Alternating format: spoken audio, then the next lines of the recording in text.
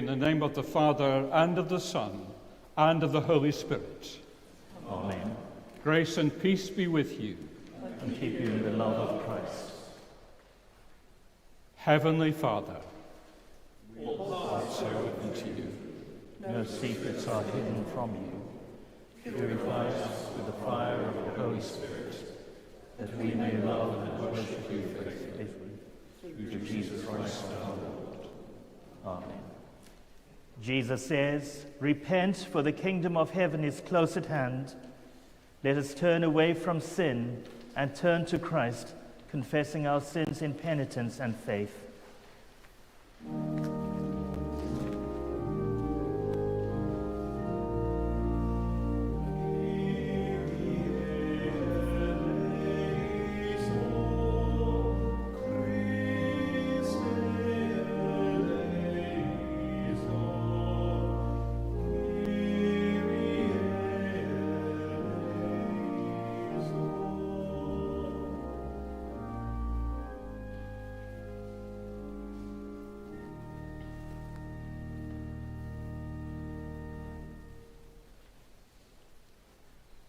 Heavenly Father, we have sinned in thought, word, and deed, and have failed to do what we ought to have done.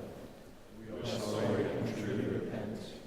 For the sake of your Son, Jesus Christ, who died for us, forgive us all that is past, and lead us in this way to walk as children of light. Amen. Almighty God, who forgives all who truly repent, have mercy on you and set you free from sin, strengthen you in goodness, and keep you in eternal life. Through Jesus Christ our Lord. Amen. Let us pray. Heavenly Father, whose blessed Son was revealed to destroy the works of the devil and to make us the children of God and heirs of eternal life, grant that we, having this hope, may purify ourselves, even as he is pure, that when he shall appear in power and great glory, we may be made like him in his eternal and glorious kingdom. Grant this for the sake of your Son, Jesus Christ, to whom with you and the Holy Spirit be the kingdom, the power, and the glory, forever and ever. Amen.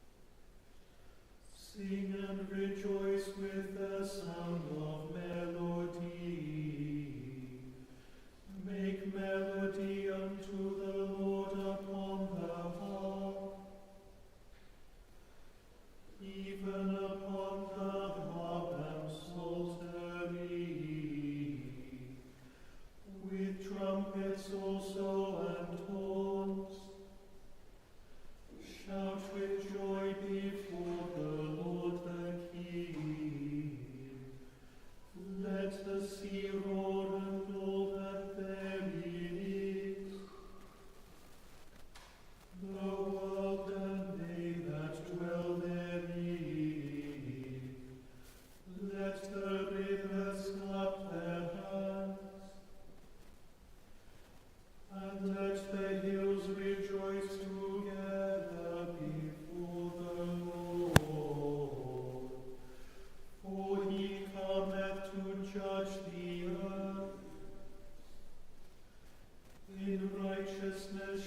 he judge the world and the peoples with equity.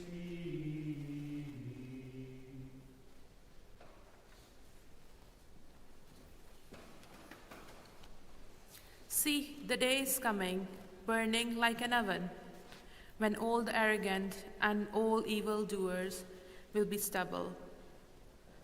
The day that comes shall burn them up, says the Lord of hosts, so that it will leave them neither root nor branch. But for you who revere my name, the Son of Righteousness shall rise with healing in its wings. This is the word of the Lord. Thanks be to God.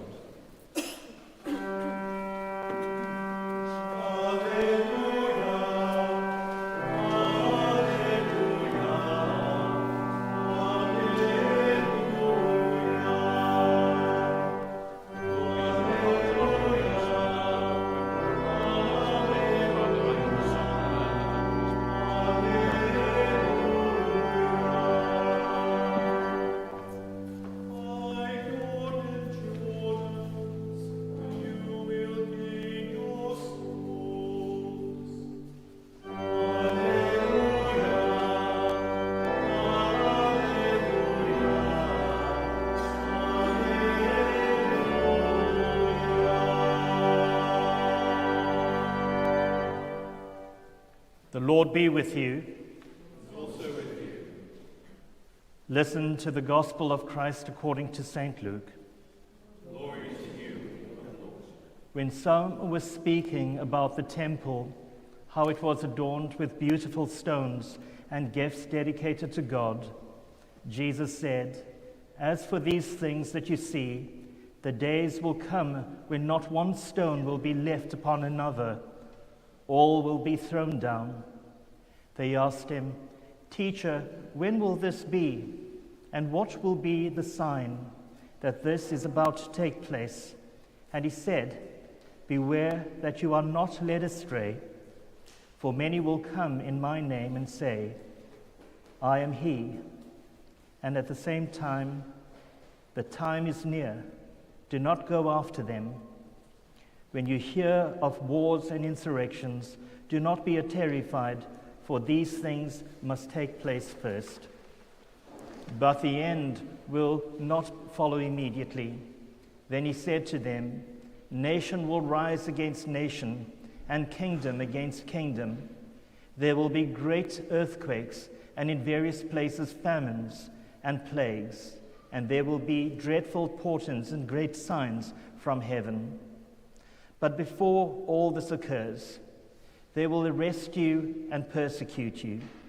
They will hand you over to synagogues and prisons, and you will be brought before kings and governors because of my name. This will give you an opportunity to testify. So make up your minds not to prepare your defense in advance, for I will give you words and a wisdom that none of your opponents will be able to withstand or contradict.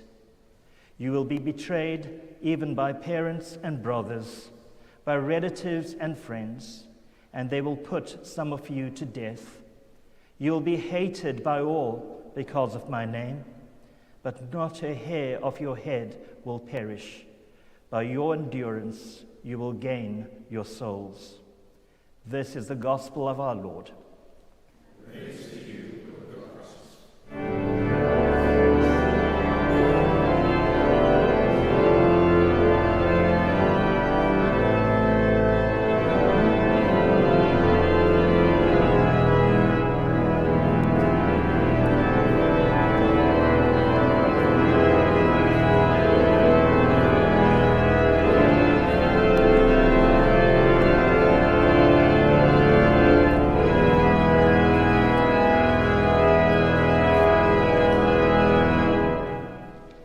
In the name of the Father, and of the Son, and of the Holy Spirit. Amen.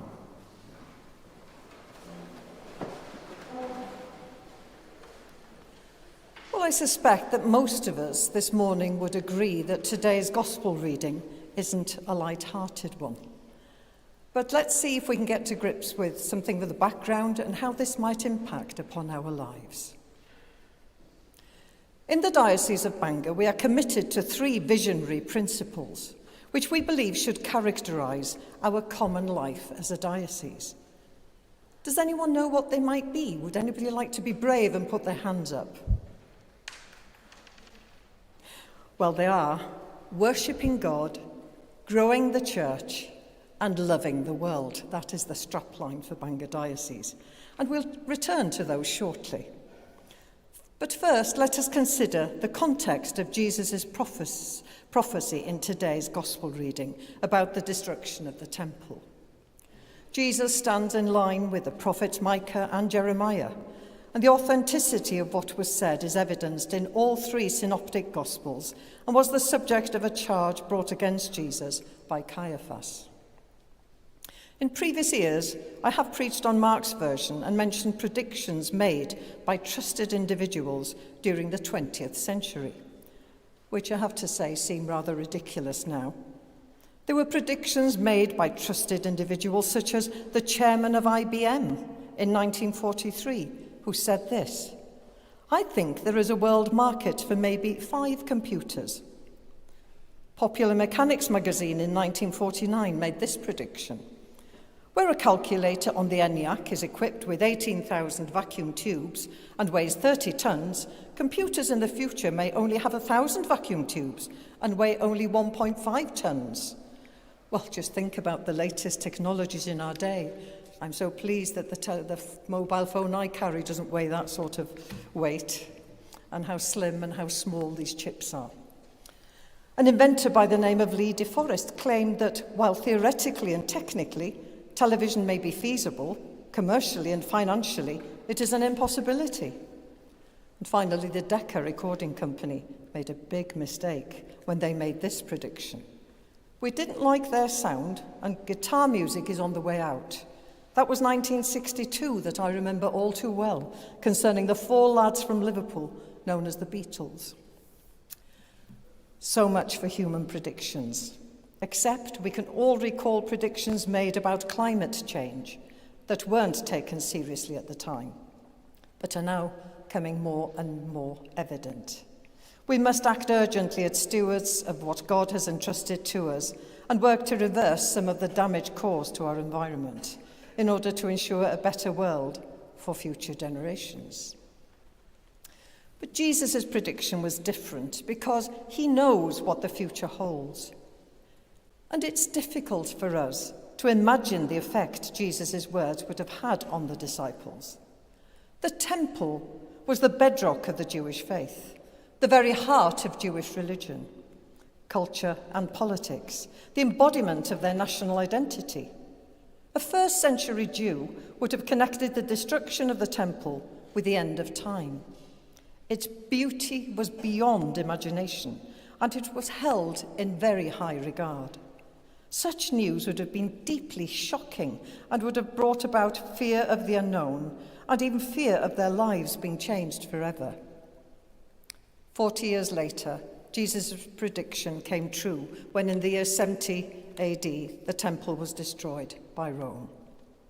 Jesus warns his disciple of signs preceding the end of all things, of being led astray by false prophets, and of wars and insurrections. But he did tell them, as we heard, that these things must happen first, but that the end would not come right away. Before that, there would be many signs, he said. So what are the signs in our day? The theologian Jane Williams refers to the signs of this age, of a world which still flouts God's will, channeling vast amounts of money into war, which could be used to support agriculture in the developing world, or build homes away from fault lines. Who are the prophets, the false prophets in our day? We would be foolish to put our whole trust in human accomplishments, whether in fine architectural buildings or in more abstract ideas. We need to worship God and obey his commandments. And in Jesus, we have a perfect example to follow. We are called to be living stones in the temple of which Christ himself is the cornerstone. This has implications for the way we live our lives. We should be generous towards one another and identify our priorities. Coming back to our diocesan strapline, worshipping God, growing the church, and loving the world. At various diocesan conferences over the years, we have heard about the work of the Faith in Action group, which operated to love the world.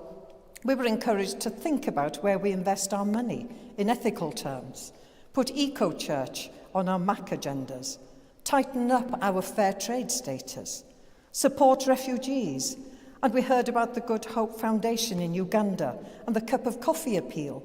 All these things and those more recent endeavours are all linked to worshipping God, growing the church and loving the world.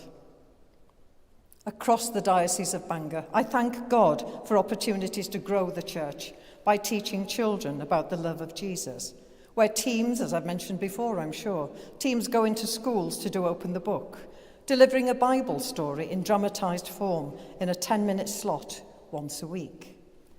There has been positive feedback from parents of children who go home and talk about these stories, which teach them about values and how to treat their fellow human beings and how to live in the future. And I'll never forget, and I'm sure that my good friend Chris in the front, he will remember this. Chris used to run workshops in Llanfairpwll Church, and one day, there were midweek workshops, and one young boy, primary school age, went home and told his mother, "Jesus loves you." She was so fascinated by that she came to see what it was all about. And she came the following week, and the following week, and the following week. And that lady became treasurer. She would chair meetings. She used to arrange pilgrimages to Bardsey and all sorts, and is still a faithful Christian. So we never know and shouldn't underestimate the power of little gestures and going and sharing the love of Jesus. And just those words, "Jesus loves you," changed her life. If we learn to live in this way, then we will have nothing to fear in the future. There have also been many other initiatives, such as the Camau Bach that Canon Tracy here ran in the cathedral, which was appreciated by so many children and their parents or guardians. And I was taking a service here one day when a young child with a grandmother stopped when I was walking out, and the child was telling me that they so loved this place and would love it to start again, that she wanted her grandmother to see it and had brought the child here and showed the grandmother everywhere pictures of the cross and Jesus, and it was just so refreshing to see a really young child, about 4 years old, sharing about Jesus. It was just a privilege to witness. But sadly, these days, church is not on the top of the list of priorities for many people out there. The statistics quite a while ago showed that less than 1% of the population attend the church in Wales on a Sunday. So what else can we do to make church more accessible to people who presently have no connection with it? One good news story is Llan, where pilgrimage, Welsh language and enterprise are the key streams of the Diocese of Bangor project that received support from the Church in Wales's Evangelism Fund, seeing the development of new pioneer industries across the diocese, focused on reaching out in new ways to our communities with the love of God in Christ. Llan continues to enable us to develop our pilgrimage ministry across the diocese, to grow a new Welsh language church community, and to launch social enterprises, pioneering a new sort of Anglican presence and witness in our towns and villages. And we need to remember Elin Owen and all her colleagues in our prayers as they continue with this important venture. And pray that the Holy Spirit will equip them and enable them to reach out. But people are still interested in historical aspects of the church. But church buildings are not museums. They do, of course, represent history and tradition, but they are also living places with a beating heart. They should be centres where the love of Christ is evident and tangible. We need people to know that church is a place of community, a community that opposes injustice, a community that works for peace, a community that welcomes the marginalised and cares for those in need, and above all, a community that worships God through Jesus in the power of the Holy Spirit. We often focus on buildings, tradition, and times gone by, rather than focusing on discerning what God is saying to his church today. And we sometimes allow what are evidently good and important things to take precedence in our lives. Things like nation, occupation, family, race, political causes, or theological systems, rather than perceiving what ultimately matters in life. I truly believe that when we put God central in our lives, then our commitment to all those other good and very important things is enhanced. The church is not the building, but the people. You are the church, not these stone walls surrounding us here, much as I love this building, and I'm sure you do too. This is going to be vitally important as we move into the future. In God's good time, this age will end, and he will make all things new. But it is not for us to know when this will be.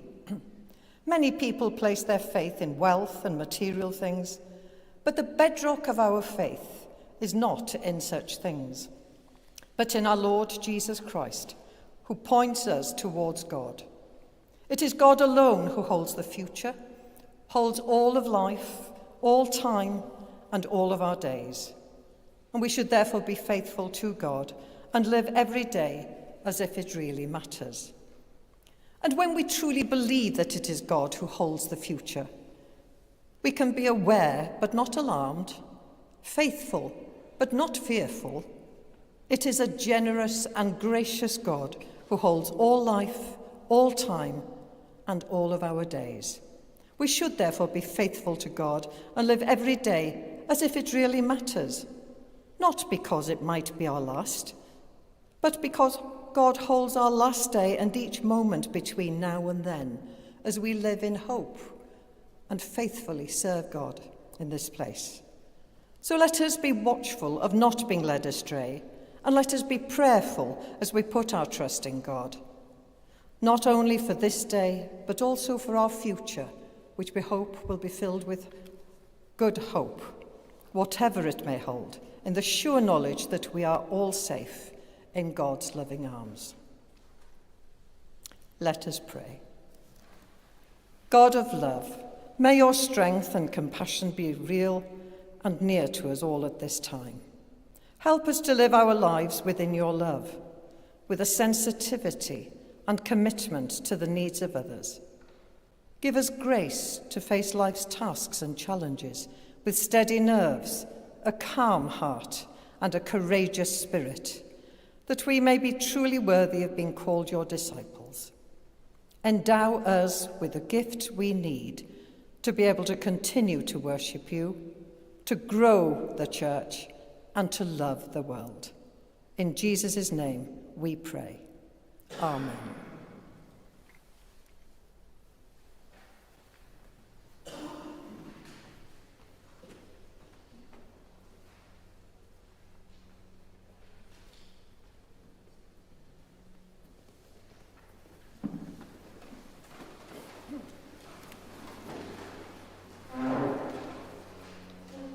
Together, let us affirm our faith. We believe in one God, Father Almighty, maker of heaven and earth, of all that is seen and unseen. We believe in one Lord Jesus Christ, the only Son of God, eternally begotten of the Father, God from God, light from light, true God from true God, begotten and not made, of one being with the Father. Through him all things were made. For us and for our salvation, he came down from heaven. By the power of the Holy Spirit, he became incarnate of the Virgin Mary, and was made man. For our sake he was crucified under Pontius Pilate. He suffered death and was buried. On the third day he rose again, in accordance with the Scriptures. He ascended into heaven, and is seated at the right hand of the Father. He will come again in glory to judge the living and the dead, and his kingdom will have no end. We believe in the Holy who proceeds from the Father and the Son, who with the Father and the Son is worshipped and glorified, who has spoken through the prophets. We believe in one holy Catholic Apostolic Church. We acknowledge one baptism for the forgiveness of sins. We look for the resurrection of the dead and the life of the world to come. Amen.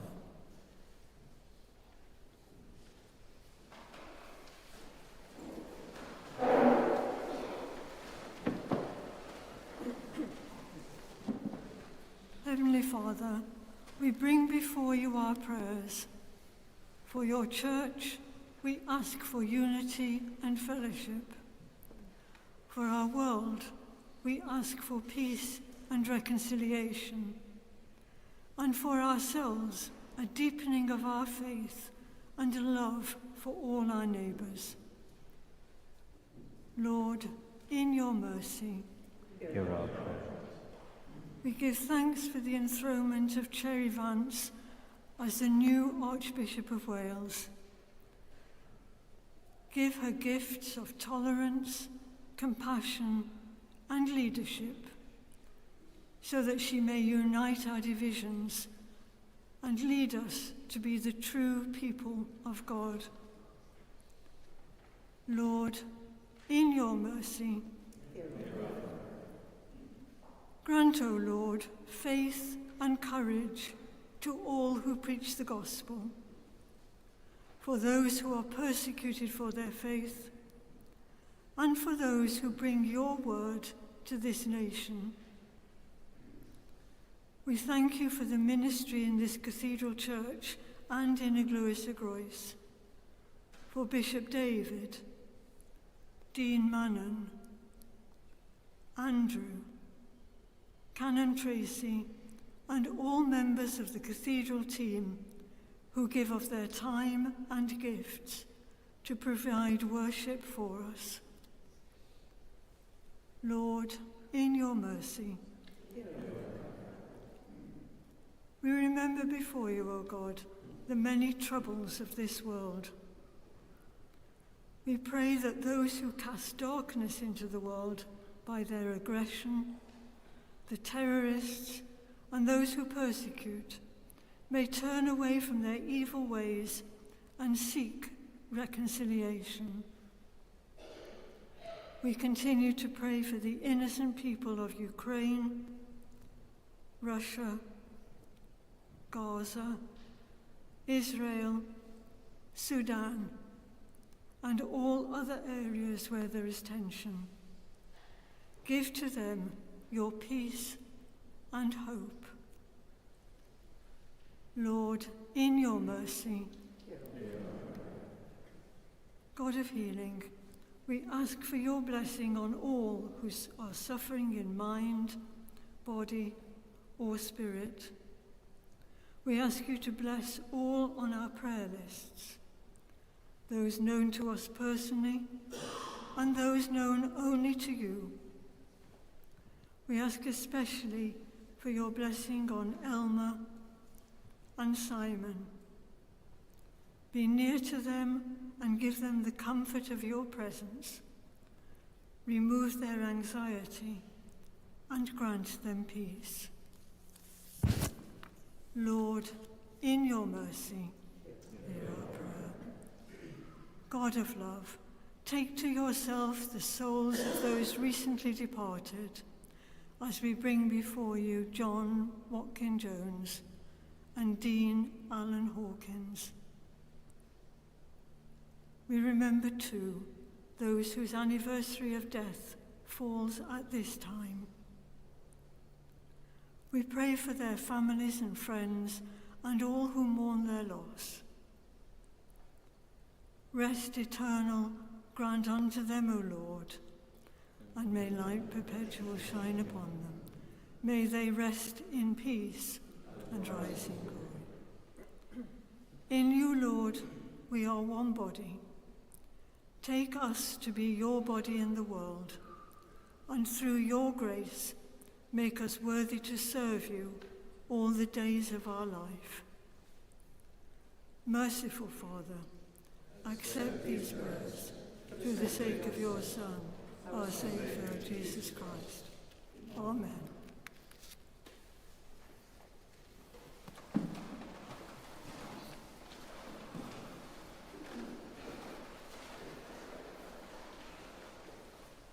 The kingdom of God is righteousness, peace, and joy in the Holy Spirit. The peace of the Lord be with you always. Let us offer one another the sign of peace. Peace be with you. And also with you.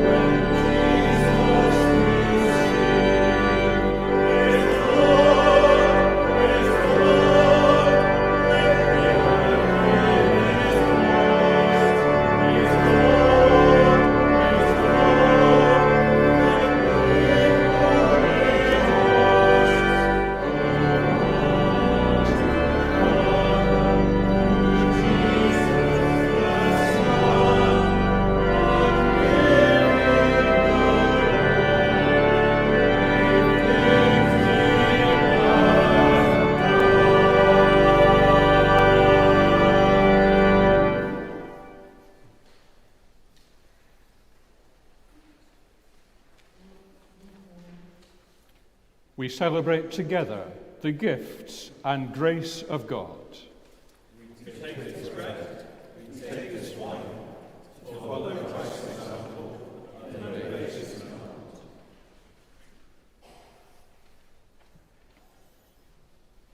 The Lord be with you. And also with you. Lift up your hearts. We lift them let us give thanks to the Lord our God. It is right to give our thanks and praise.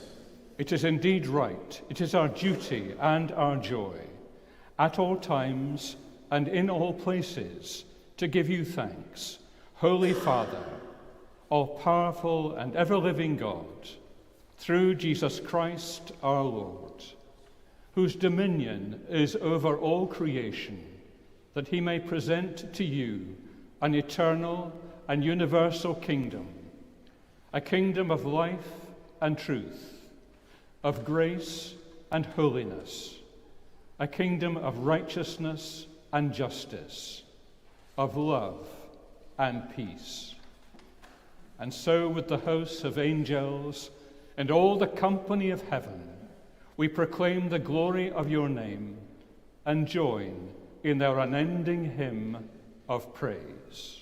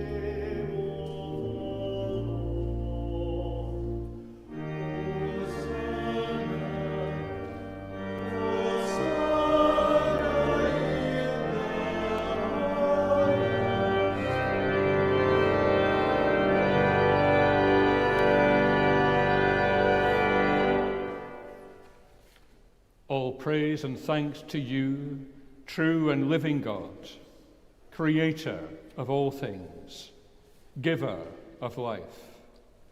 You formed us in your own image, but we have marred that image and fall short of your glory.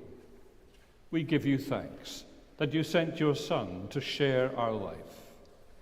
You gave him up to death that the world might be saved, and you raised him from the dead that we might live in him and he in us. Sanctify with your Spirit this bread and wine, your gifts to us, that they may be for us the body and blood of our Saviour, Jesus Christ. On the night he was betrayed, he took bread, and when he had given thanks, he broke it and gave it to his disciples, saying, "Take, eat. This is my body, which is given for you. Do this in remembrance of me."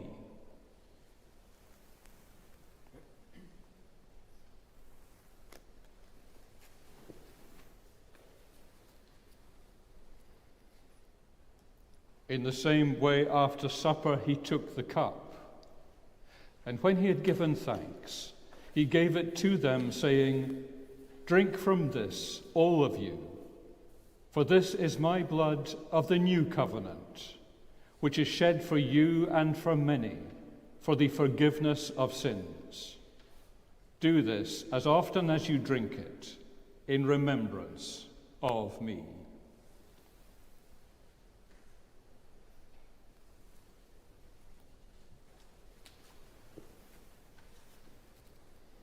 Let us proclaim the mystery of faith. Christ has died, Christ is risen, Christ will come in glory. As he has commanded us, Father, we remember Jesus Christ, your Son, proclaiming his victorious death, rejoicing in his resurrection, and waiting for him to come in glory. We bring to you this bread, this cup. Accept our sacrifice of thanks and praise. Restore and revive your people. Renew us and all for whom we pray with your grace and heavenly blessing. And at the last, receive us with all your saints into that unending joy promised by your Son, Jesus Christ our Lord. Through him, with him, in the unity of the Holy Spirit, all honor and glory are yours, Almighty Father, forever and ever. Amen.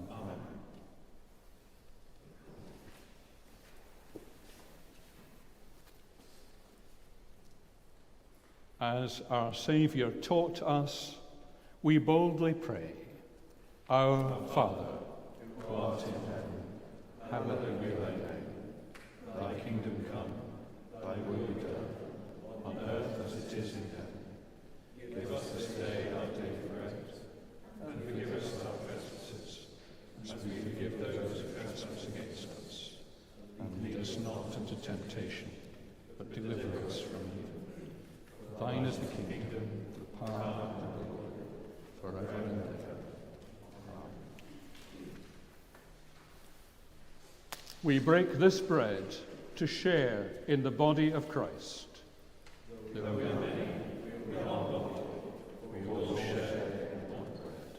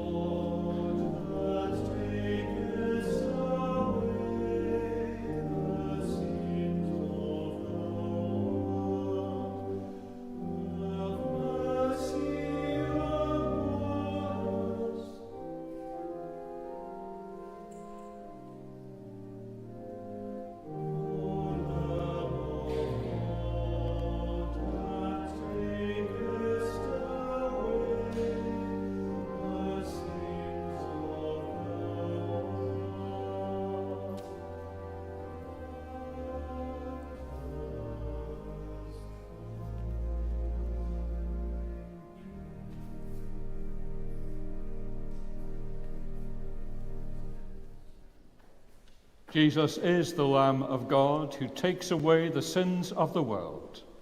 Happy are those who are called to his supper. Lord, I am not worthy to receive you, but only say the word, and I shall be healed.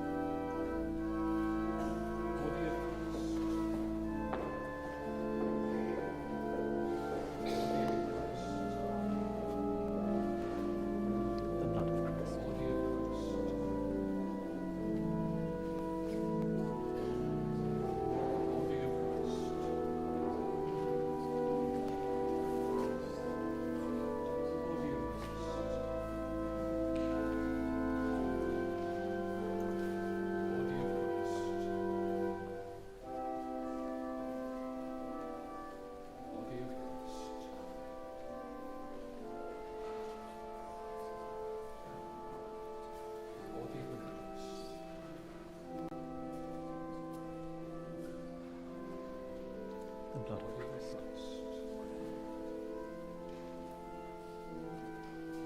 Bless you and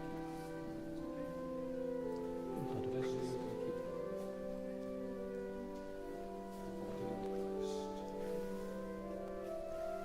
The blood of Body Christ. of Christ. Body of The Christ. blood of Christ. Body of Christ. Body of Christ. Body of Christ.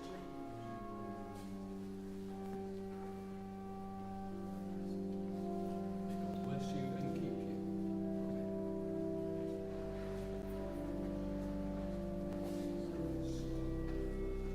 The blood of Christ. Body of Christ. The blood of Body of Christ. Christ. Body of Christ.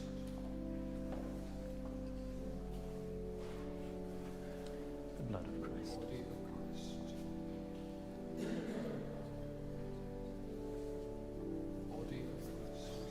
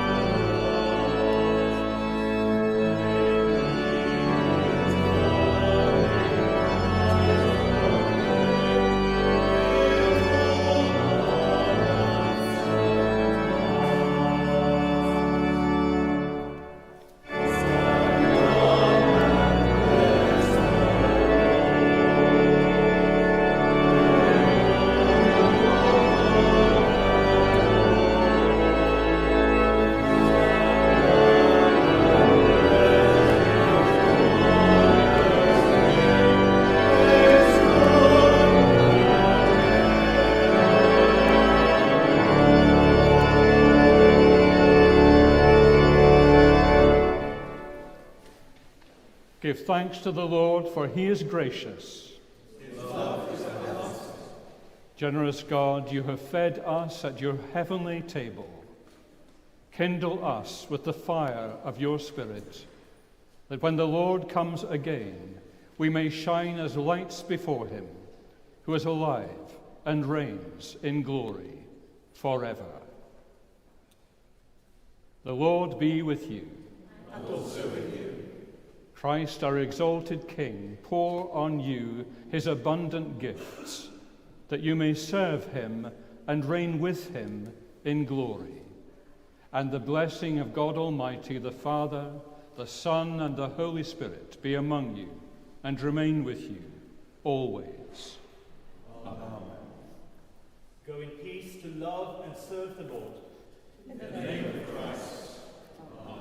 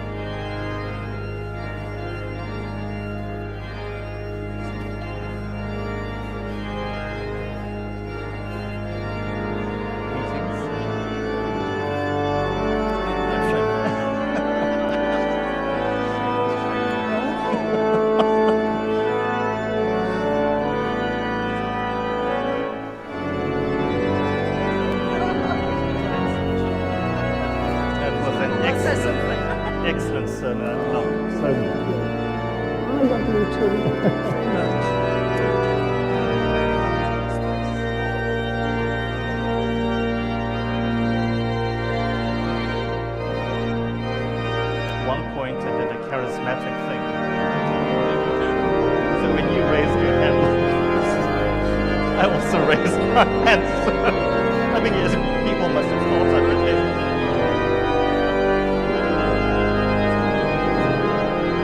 Lovely to see you, Michael. Good, you good? Yeah. Thank you. Hello. Good, and you? Good to see you.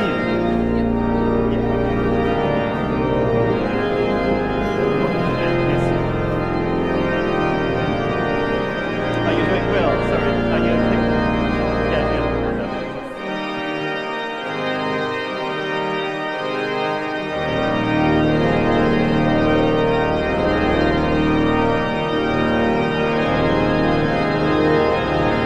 Bless you, lovely to see you. Bless you, lovely to see you.